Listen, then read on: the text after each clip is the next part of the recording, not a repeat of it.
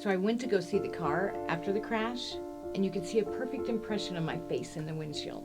You could see my eye sockets, my nose, my mouth. There were clumps of my hair still in the glass, clumps of my skin still in the glass. And you know, I have to say, for a really long time, I wished nothing but misery and suffering and pain for him. Because that's what I went through, and it's only fair. But then it hit me one day.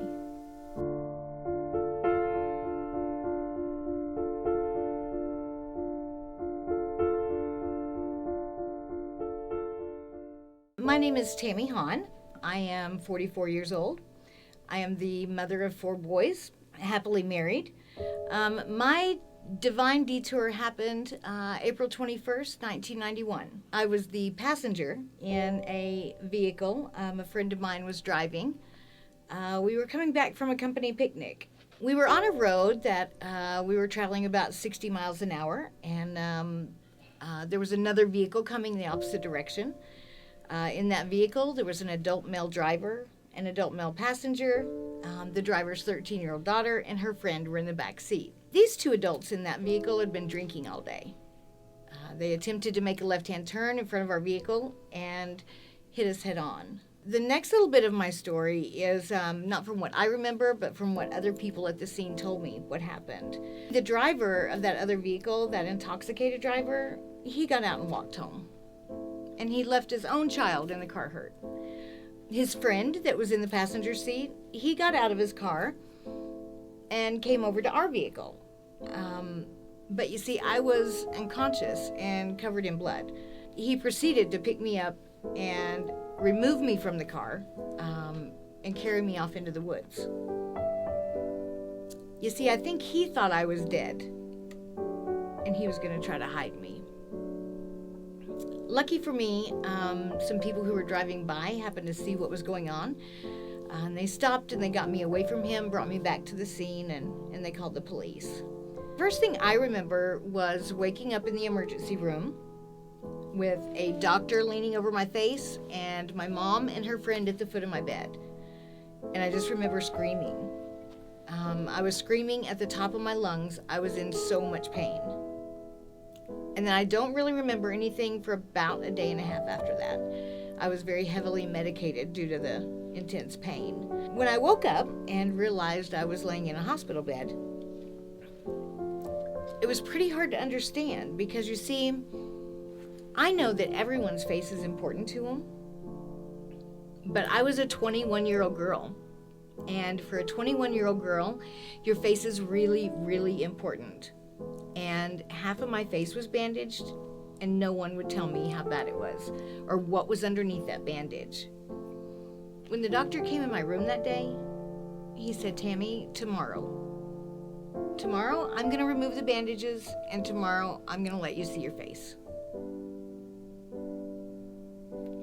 You see, that was the longest 24 hours of my life.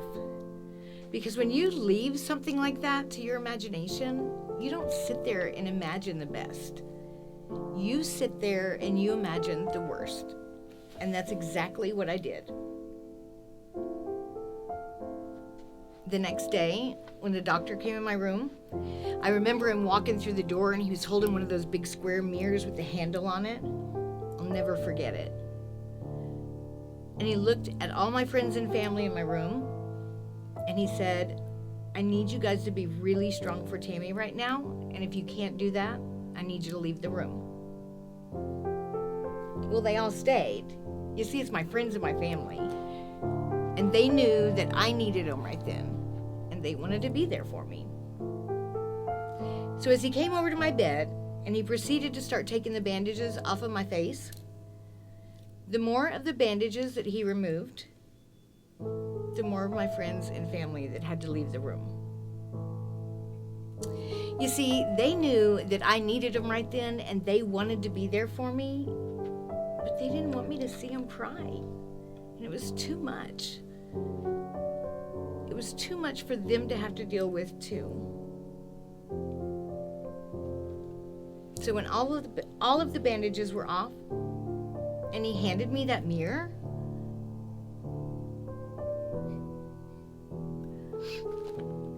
And I picked it up and I looked into it. Everything I had imagined over that last 24 hours was true. When you see that, you think there's no way they can fix it. It's just too much. They rebuilt my eyelid from skin down here. They took eyelashes from the bottom and implanted on the top. When you lose an eyelash, it grows back. When I lose one, it doesn't. Lacerations on my face. I had to have what's called dermabrasion. That's where they sand your skin down layer after layer after layer at a time. It is extremely painful, not just for a couple days or a couple weeks. It is extremely painful for a couple months. It just burns all the time. And then once I had that done, I had to wait 6 months before I went back in to see the doctor again. Only for him to tell me that I had to have it done again. The driver of that vehicle, the intoxicated driver, when the police went to go arrest him that night, he tried to tell him that his 13-year-old daughter was driving. You know, drinking and driving wasn't the only bad choice that they made that night. And you know, I have to say, for a really long time, I wished nothing but misery and suffering and pain for him. Because that's what I went through, and it's only fair. But then it hit me one day. He didn't wake up that morning and say, you know what, I'm going to go get drunk and I'm going to mess up Tammy Hahn's life. That's what I'm going to do today. He didn't do that. Him and his buddy were out having a good old time. They made some bad choices. But the thing is, they didn't get to pick the consequences. You see, my sister kept telling me, oh, Tammy, you've got to pray for him. Well, how do you pray for someone that you have so much anger towards? It was really hard for me. And first I said, oh, I've been praying. I prayed he got hit by a train. I prayed a brick fell on his head. And she said, no, you have to pray good things. So I started little. And with every little prayer that I said, I was able to grow with that. And it helped me realize that this particular gentleman, he had a disease. It was called alcoholism, and it was untreated. He needed help. That's what he needed. People ask me all the time if I've forgiven him. And I can honestly say I have 100% forgiven him. And I hope that he got the help he needed. But I'm totally okay in my heart with knowing that he didn't mean to hurt me. He was sick and he needed help.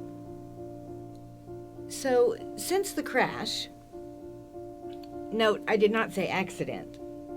Accidents are something that you cannot prevent.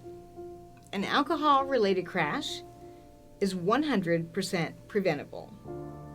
It's a matter of choice. It's your choice. But just remember, you don't get to pick the consequences. You see, it took me a long time to be where I wasn't afraid to be in front of people. I wasn't afraid of people staring at me. Even to this day, I don't go anywhere without makeup. I have to have at least eyeliner and mascara on, because I feel that if I have eyeliner and mascara on, it hides a little bit of the scarring around my eyes. It was about 11 years ago when my husband decided that he wanted to be a volunteer deputy sheriff for our county. And his primary goal that he wanted to do was he wanted to be a DWI officer. And he wanted to prevent other people from having to go through the same pain that I went through when I was hit by the drunk driver.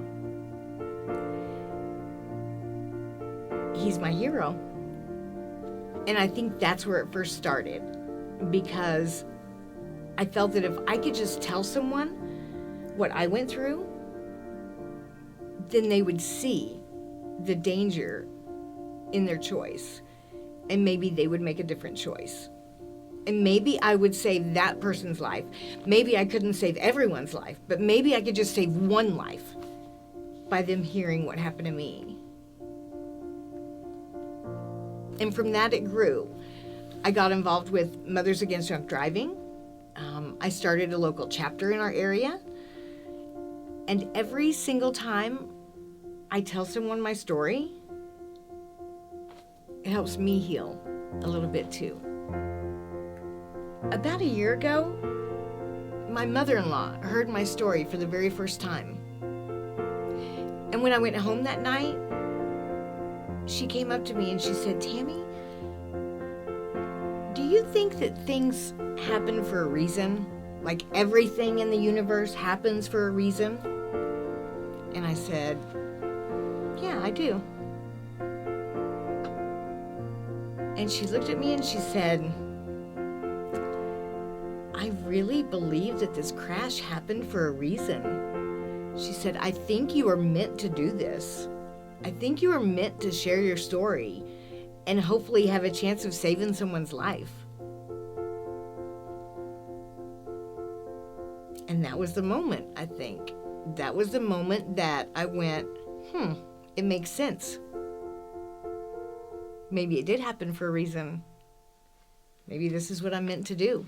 Maybe through a little bit of pain that I had to go through, it could save other people's lives. But through everything I've been through, the one thing I could always count on is God was always there for me. He was always there with a plan. I may not have been able to see the plan at the time, or maybe even agree with it, or understand it.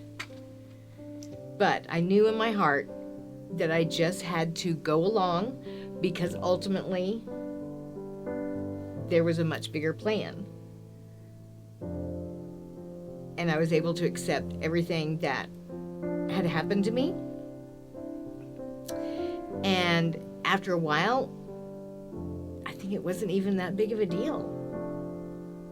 I think I was able to just let go of that anger and that pain, and I just let God have it.